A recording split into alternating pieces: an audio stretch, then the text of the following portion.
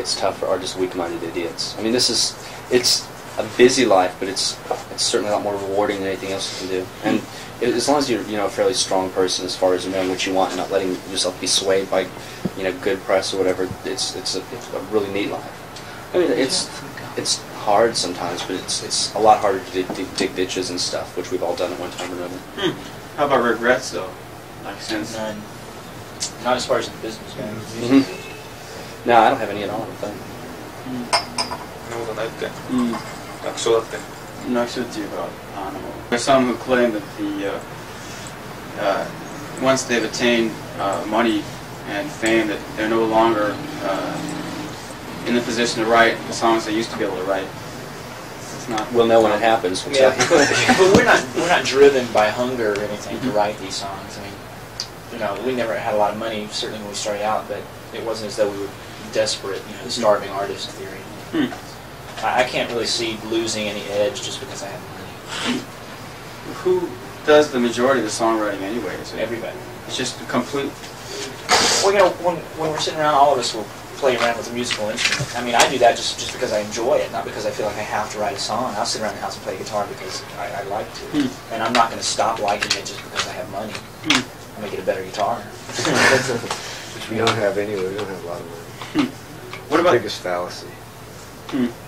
Just not exactly. That we don't. Yeah, I mean, in America, we're looked on as people come up and ask us for money if they're really poor. It's like I just don't have that. They really think we're rich. Is that right? Just middle class. Just because we've been to college, It's like I couldn't afford to come here on vacation. I'm here with the band. But, money is immaterial one way or the other. What a bad pun.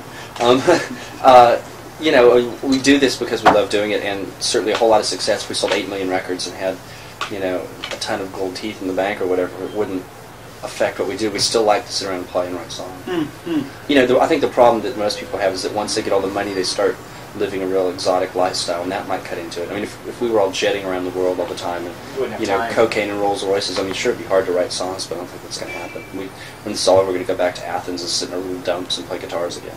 You will stay in Athens, eh? Oh, yeah. For the foreseeable future. Unless we move here. I like Tokyo a lot.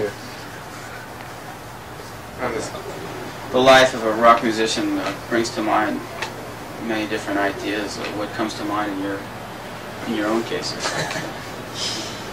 I used to think it was really glamorous, I guess, because when you're on the outside, you don't think about things like sound checks, and you just have this picture of these guys in kind of neat clothing jetting in one place, and hey, and then it's perfect, and then they get to party all the time.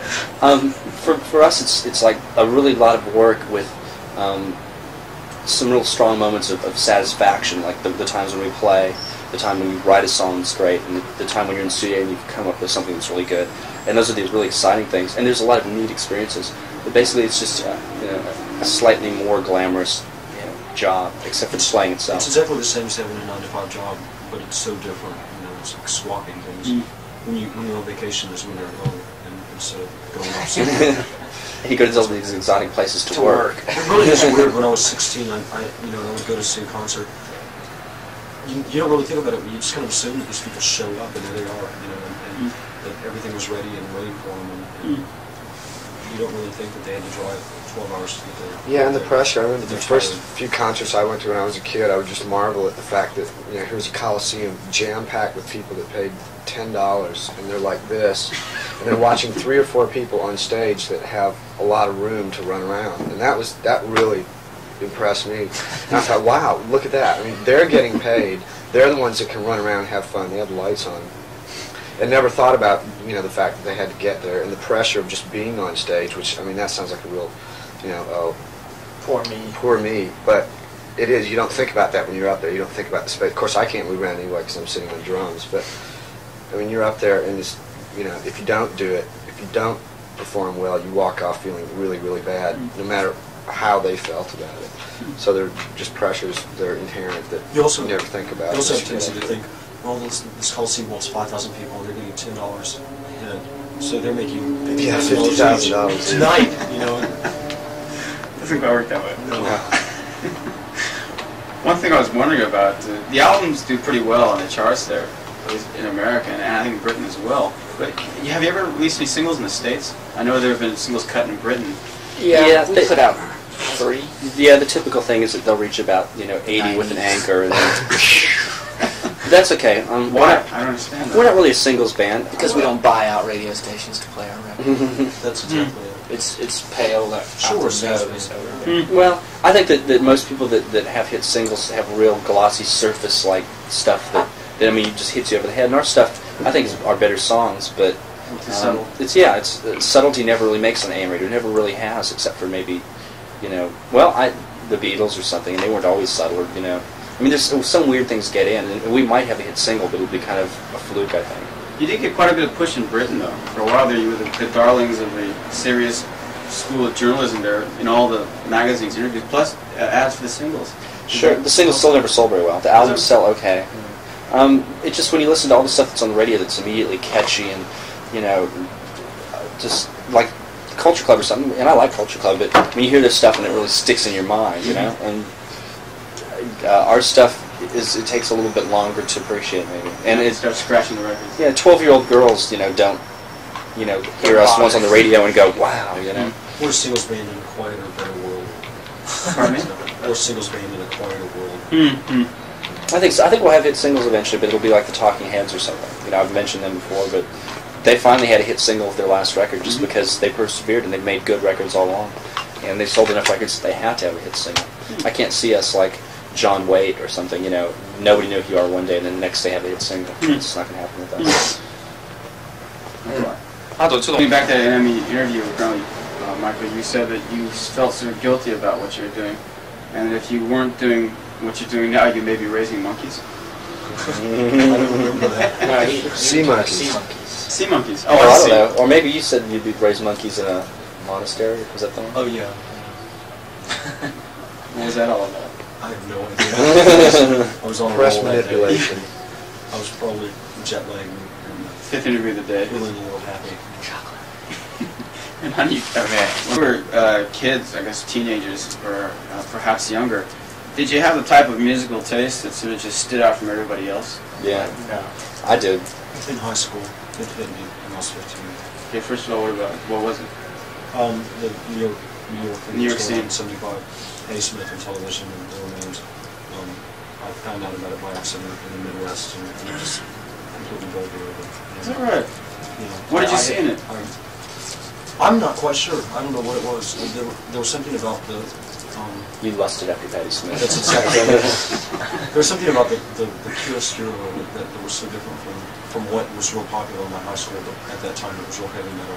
And this was a lot, I guess, artier and deeper, and it seemed mysterious and evil, whereas Ted Nugent seemed like a cartoon, which he was. And that really thrilled me. On a real gut level. And you said Well, not in when I was very young. I just carried a radio around all the time. By the time I got to college, though, I was playing, the Police back in 1979 on my dorm hall, and people were, making fun of me, going, Roxanne, all this kind of stuff. I said, you just wait. So now they're all like, oh, I see. I went to college and everybody liked the Grateful Dead and Dixie Dregs and all these kind of jam bands where everyone took acid and played for about 8 hours. And I always liked, I liked Iggy and the Stooges and the Raspberries and Patti Smith and television, and no one could understand it. And in high school also everyone liked Leonard Skinner, and I hated that stuff.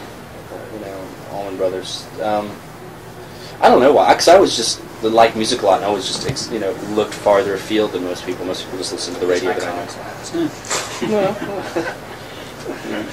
How about you? Well, I was really the norm after junior high. But when I was younger, in late grade school, and my brothers and sisters around, I was listening to stuff like, the MC5 and Moby Grape, Vanilla Fudge, Janis Joplin, which everyone here hates. But, I thought that stuff was really cool because my brother liked it. And I really wonder now if I was, in the 6th grade, and one of my friends, best friend, said, "Wow, I really like this stuff," even though everybody else is listening to, Three Dog Night or whatever. What do you think of it? Creedence Clearwater Revival, I was really liked then.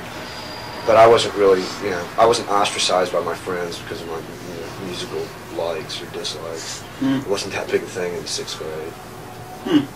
But I was definitely listening to different stuff. And when everyone else was, going to football practice or whatever, I was sitting, playing In-A-Gadda-Da-Vida drum solos with the It's tough for artists weak-minded idiots. I mean, it's a busy life, but it's certainly a lot more rewarding than anything else you can do. And as long as you're a fairly strong person as far as knowing what you want and not letting yourself be swayed by good press or whatever, it's a really neat life. I mean, it's hard. Well, when we're sitting around, all of us will play around with a musical instrument. I mean, I do that just because I enjoy it, not because I feel like I have to write a song. I'll sit around the house and play guitar because I like to. And I'm not going to stop liking it just because I have money.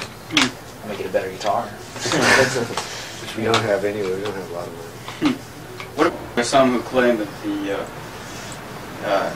once they've attained money and fame, that they're no longer in the position to write the songs they used to be able to write? We'll know when it happens. We'll yeah. But we're not driven by hunger or anything to write these. Hard sometimes, but it's a lot harder to dig ditches and stuff, which we've all done at one time or another. How about regrets, though? Like since none.